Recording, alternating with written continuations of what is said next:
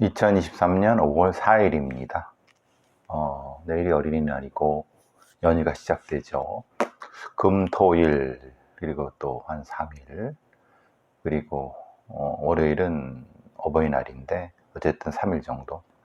근데 안타깝게도 오늘 오후부터 비가 많이 온다고 합니다. 120mm, 수도권은 120mm, 제주도는 지금 오고 있으니까 어린이 뭐 공원이라든가 이런 데 가는데 쉽지 않을 것 같습니다만은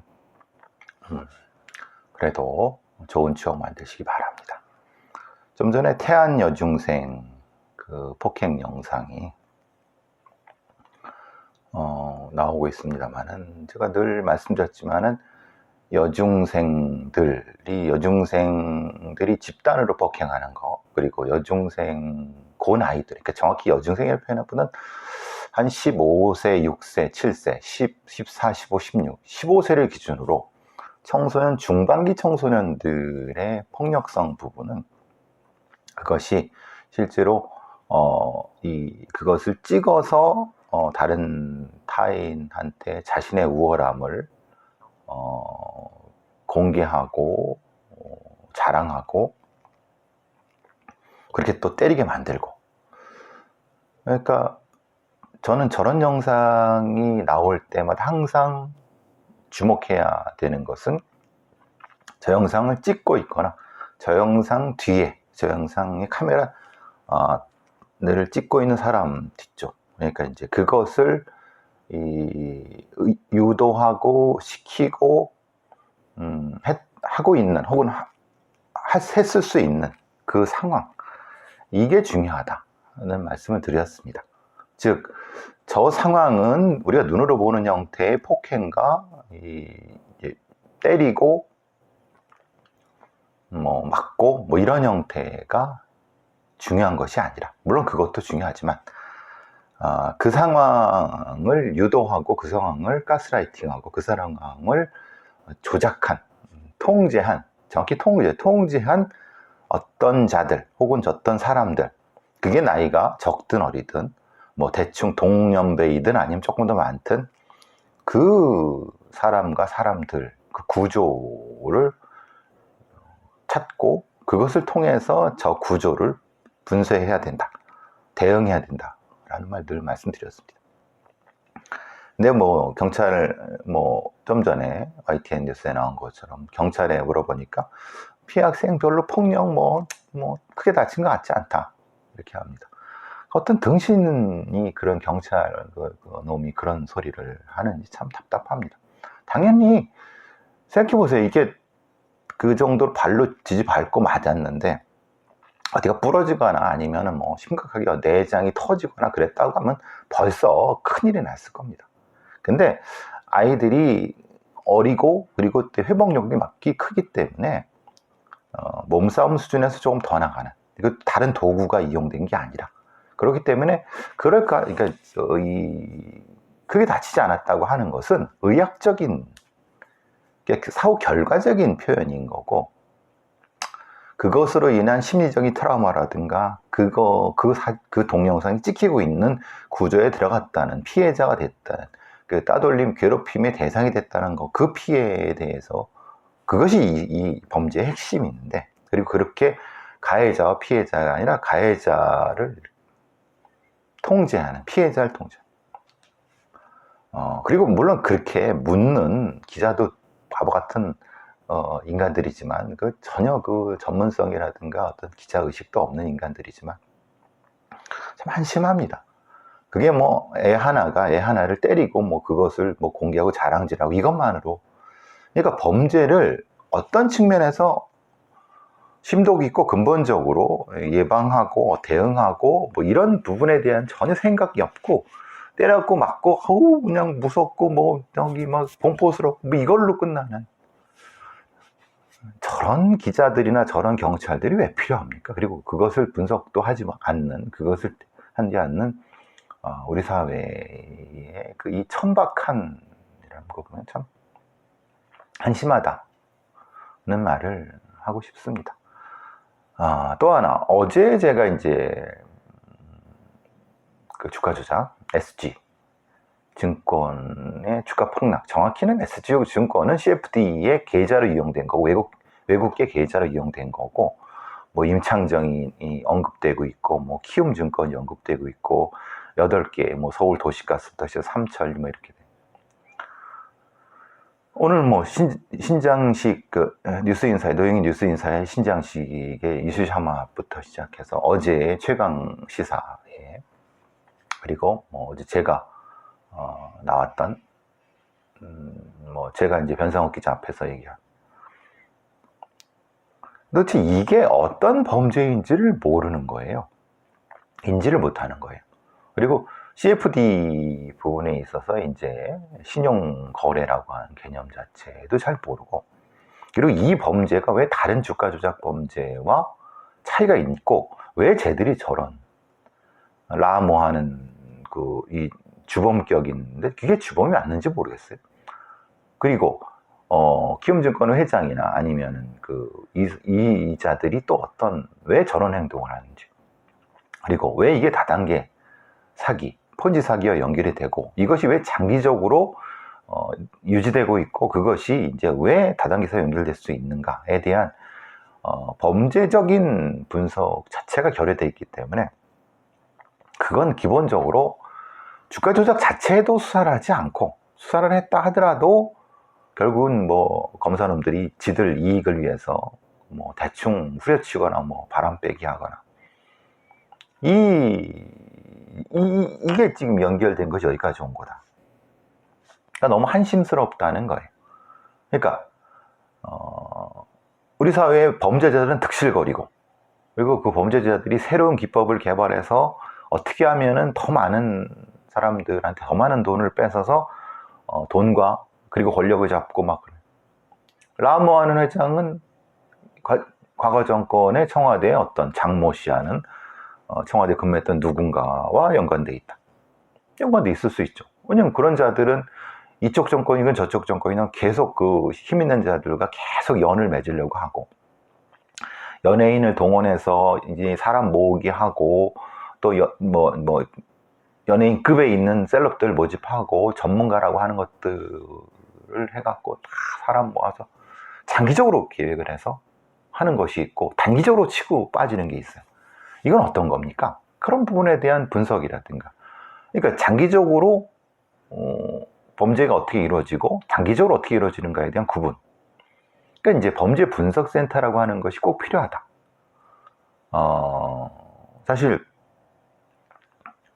이 범죄 분석센터에 대한 얘기는 꾸준히 나오고 있습니다만, 폭력범죄부터 재산범죄부터 다른 가학범죄 분석까지 다양한 범죄를 선제적으로 분석해서 대응책을 낼 수 있는 그런 국가적인 어떤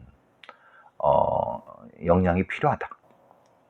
치안정신연구소에 같지도 않은 애들 몇 데리고는 안 된다. 그리고 뭐 어디 저기 경찰청에 있는 범죄기획과 이런 애들 돌대가리들 아닙니까?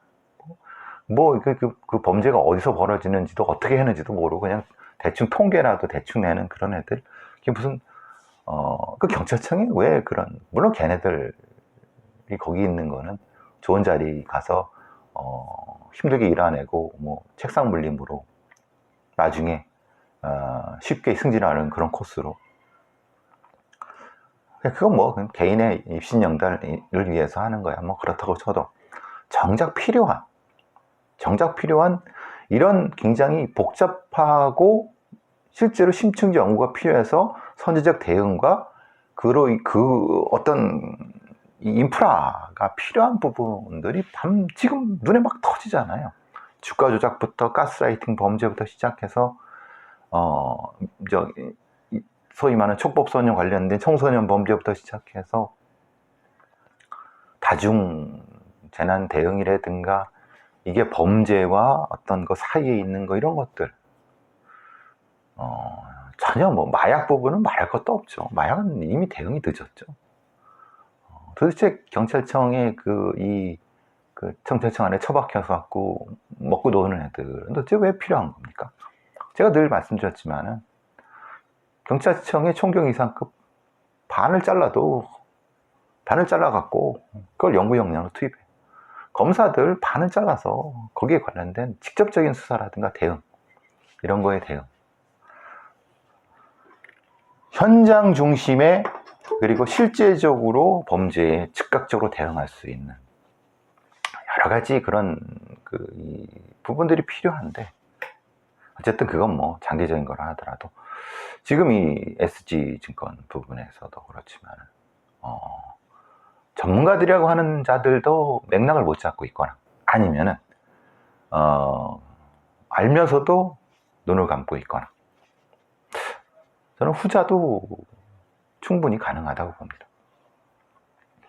소위 이제 어떤 형태의 그 무슨 교수라든가, 뭐 법학전문대학원의 교수라든가, 아니면 뭐 어디 이런 거를 수사해 봤던 사람들, 대략 느낌이 올 겁니다, 뭔지. 그러니까 근데 이게 어떤 형태의 범죄인지에 대한 구체적인 어떤 것이 안 나오니까, 안 나오는 건지 안 나오게 하는 객에 물을 흐리는 건지, 그거 참 웃긴 거예요.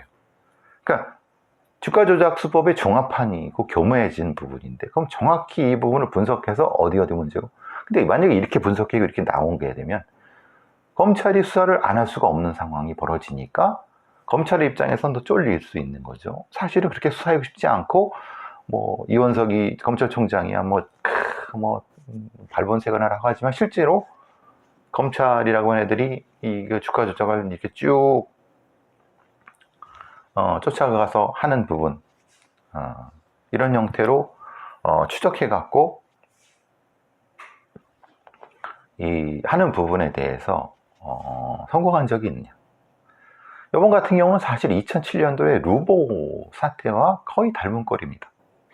다단계 투자 모집, 그리고 이 투자자 계좌, 그리고 이런 것들. 근데 그럼 루보 사태를 통해서 전혀 배우지 못했느냐?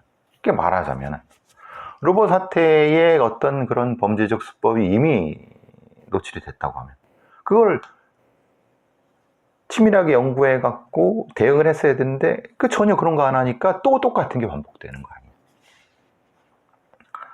그러니까 이제 문제는, 지금 이게 우리나라에, 제가 이제 어제도 변상욱 기자랑 시사본부에서 한 것처럼 연예인이 동원되는 이 다단계 사기의 특징과 주가 조작이 합쳐진 하이브리드 범죄다. 그런데 이것을 대응하지 못하고 제보가 들어왔는데도 전혀 뭐 정보는 제보는 들어왔고 수사 의뢰는 들어왔는데, 들어왔는데 수사도 하지 않고 그냥 잡고만 있고, 금융위원회든 금융감독원이든 검찰이든 뭐 어디든. 근데 범죄자들은 이렇게 빠르게 진화하고 있어요. 돈이라고 하면 뭐 물불 안 가리고 고급 기법들 막 쓰고 기술 갖다 쓰고 막 그래요. 거기에 대응하는 범죄 예방, 범죄 당국, 치안 당국에는 뭘 하고 있습니까? 놀고 먹는 놈들, 경찰이든 검찰이든 어디든, 이런 금융위원회든 금융감독원이든 그 공범들 아닙니까?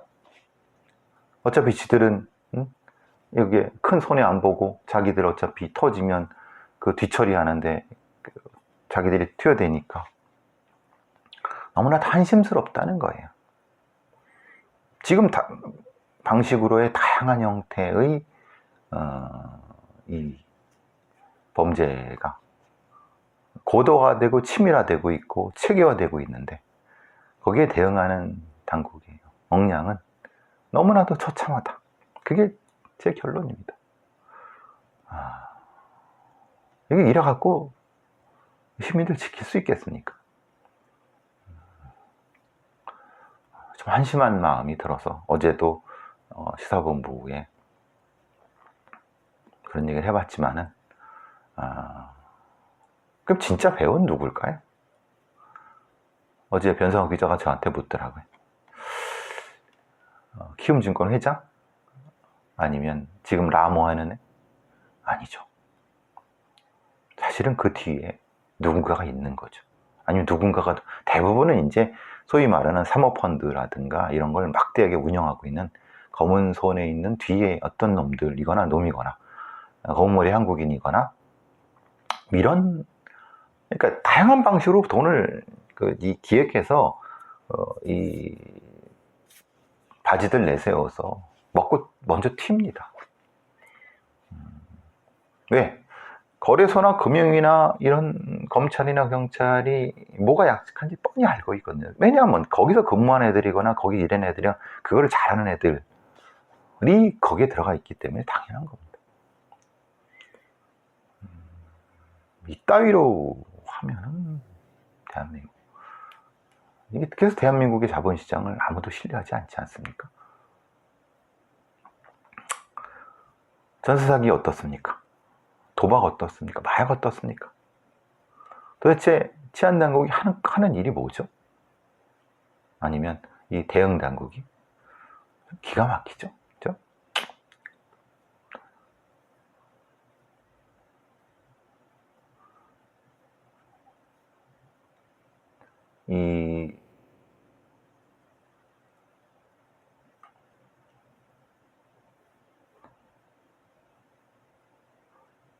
여기 이제 다단계가 했던 거는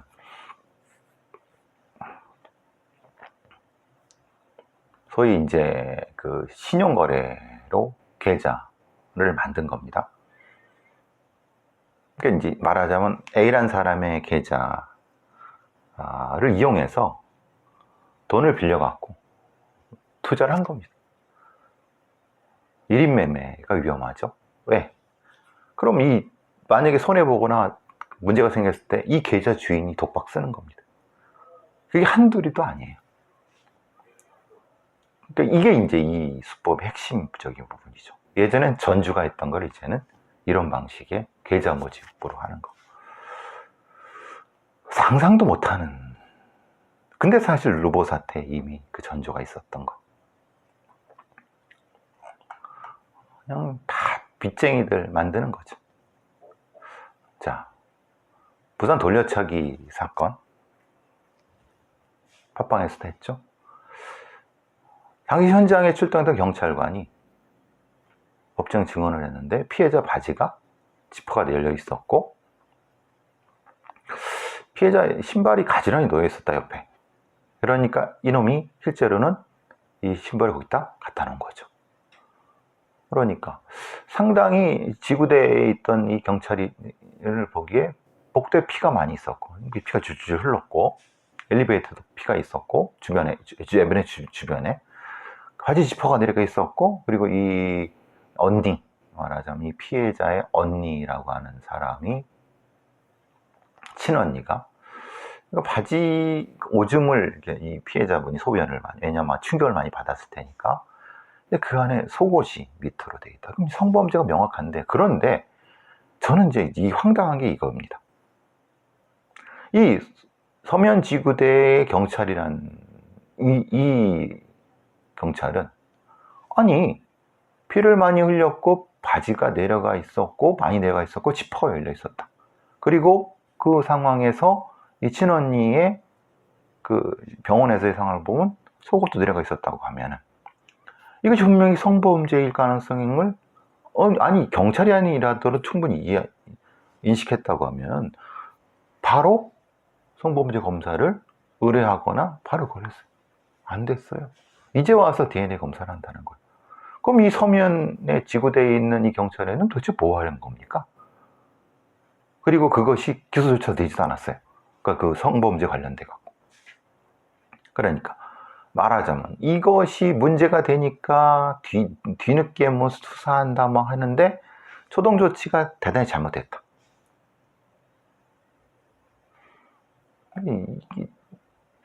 그동안 사실 쉬쉬한 거죠. 숨긴 거죠. 수사도 엉망이고 기소도 엉망이어서 결국은 뒤늦게 뭐 재판부에서 DNA 검사한다고 하는데 너무나 한심스럽습니다. 진짜 이게 이놈이 그냥 보복한다고 12년 뒤에 보복한다고 막 떠들고 다니고 이런 놈들을 강하게 처벌하지 않으면 대한민국이 제대로 쓰겠습니까? 근데 더 큰 문제, 아까 말씀드린 것처럼 애초에 초동 조치가 왜 이따위로 됐느냐.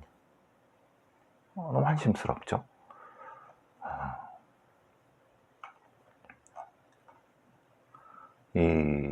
제가 어제 이 건을 보고 깜짝 놀랐어요. 파이낸셜 뉴스에 나온 밤길 걷던 여성의 집까지 쫓아간 남성들, 이게 아마 그 결혼 이주민 여성, 외국인 여성인 것 같아요. 근데 결혼 이주민인 거죠. 그 집까지 쫓아왔어요. 근데 그 안에 남편이 있었어요. 이놈들이 술 취해갖고 이주민 여성을 쫓아왔는데 남편이 안에 있었어요. 남편이 안에 있으니까 남편이 뭐 이런 거죠. 뭐 하는 거냐 막 이렇게 하다 하는데 이놈이 문을 열어달라. 이놈들이 그게 이제 약점을 한 거지. 뭐 문신을 보여주고 옷을 벗는 것도 다 CCTV에 찍혔어요. 문신을 보여줘. 전남 진도에서 벌어진 일인데 딴 놈까지 불러갖고 강제로 현관문을 열게 했어요. 이거 주거 침해의 심각한 문제죠. 문유리도 깨지고 기물 파손까지. 거기다가 여성의 남편을 폭행을 했어요. 근데 신고가 됐는데 경찰들이 왔어요. 왔는데 분리를 했죠. 근데 이게 현행범으로 체포해야 되는 강간미수라든가 폭행, 특수폭행. 근데 문제가 여기서부터인 거예요. 이 경찰놈들이 이 농민들이 누군지를 아는 거죠. 두 놈이. 그러니까 아마 그쪽에 있는 주민 뭐 사는 놈이거나 아니면은, 그러니까 근데 그것도 웃긴 거예요. 신원이 확인됐다고 돌려보내. 귀가 조치했어요. 그럼 보복폭행이라든가, 왜냐면 이거는 성범죄이거나 아니면 폭행이니까 가서 강제로 압박을 통해 합의를 시도하거나 그럴 수 있다는 거죠. 근데 이 부분에 대해서 간과를 한 거 아닌 겁니다. 그러니까 이 경찰놈들은 자기 일을 직무를 유기한 거죠. 아니나 다를까 그 뒤에 바로 이 두 놈이 그 여성의 집에 와서 또 했는데 다행히 이 부부는 피신을 한 상태였어요. 왜 갔느냐? 옷하고 자동차를 찾으러 갔다 라고 했다는 거예요. 그제서야 이제 경찰이 피해 여성한테 112에 등록하고 스마트 위치를 지급했는데 그건 그때까지 안 했다는 거잖아요. 이건 뭐 등신들이라고 뭐 이 경찰놈들이 도대체 이건 직무유기라든가 아니면 이거는 이 조폭놈, 이 가해자, 범인놈과 입을 맞췄거나 아니면 이놈들을 돈을 받아 처먹었다고 볼 수는 없지만은, 뭐 증거가 없지만은, 그건 이놈들이 소위 말하는 뭐 이 근처에 유지거나 아니면 뭔가 좀 힘께나 쓰는 놈. 이런 상황을 보면 누가 이 경찰을 믿겠습니까? 신뢰하겠습니까? 너무나 한심한 거 아닙니까? 감찰을 통해서 얘들이 왜 그랬는지, 그리고 이 경찰놈들이, 출동한 경찰놈들이 왜 즉각 체포해서 데려가지 않고 입건하고 보호 조치를 안 했는지에 대한 명확한 진도 경찰의 명확한 해명, 징계, 이게 필요하죠. 약자, 이주민 여성, 그리고 남성, 힘없고 약한, 이건 뭐 당연히 그렇지 않겠고, 그러니까 감히 어떻게 그 여성을 수체자가 쫓아가서 그 집까지 들어가서 그 이주민 여성 남편을 폭행한다. 물론 다퉜을 수는 있어요, 그 여성이랑. 그런데 지금 상황은 다툰 부분이 아니라 그냥 일방적으로 쫓아왔네.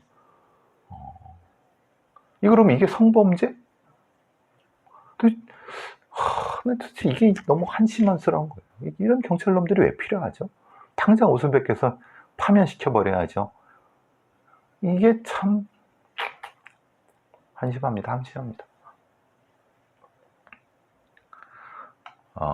지난번에 제가 팟빵에서도 했지만 지적장애 여성을 한 마을에서 지적장애 여성, 남성 12명이 지적장애 여성을 성범죄했던 단 한 놈만이 지금 기소가 됐는데 법정 구속을 해버렸어요. 왜냐? 얼마나 이게 실제로 이 재판보다 아는 거죠. 나머지 11놈은 어떻게 됩니까? 결국 사실은 그놈들도 지금 이 상황을 보면은 범행을 했을 가능성이 높은 거죠. 너무 불안합니다. 대한민국의 치안이. 여러분, 요즘 뭐 보이스피싱, 스미싱 같은 거 하실 때 그 청첩장 말씀은 드렸습니다만, 어디서 당신 이제 이름으로 통장이 개설됐습니다 라고 아닐 시에는 어떤 번호로 전화하십시오. 절대 전화하면 안 됩니다. 그 전화를 하는 순간 뭡니까? 여러분의 전화는 그 보이스피싱 범죄자들한테 통제가 되는 겁니다. 그 번호를 어떤 금감원이든 경찰에 전화한들 다 변잡기로 그놈들한테 갑니다. 절대 이런 건 하지 마시고, 그 번호를 적어뒀다가 다른 전화기로, 예를 들면 1550에 뭐뭐, 예를 들면 그게 농협 콜센터로 이렇게 다른 전화기로 하시기 바랍니다. 범죄자 놈들은요, 갖은 연구를 통해서, 갖은 수법을 통해서 연구하고 치밀화됩니다. 까딱하면 속습니다. 이건 뭐 누구도 속을 수 있습니다. 항상 조심하시고, 이건 개인이 조심해서 될 문제만은 아닙니다. 전문적으로 범죄를 추적하고 연구하는, 이런 걸 대응하는, 그래서 국가가 필요하고 경찰이 필요한 거 아니겠습니까? 자, 오늘 여기까지 하도록 하겠습니다.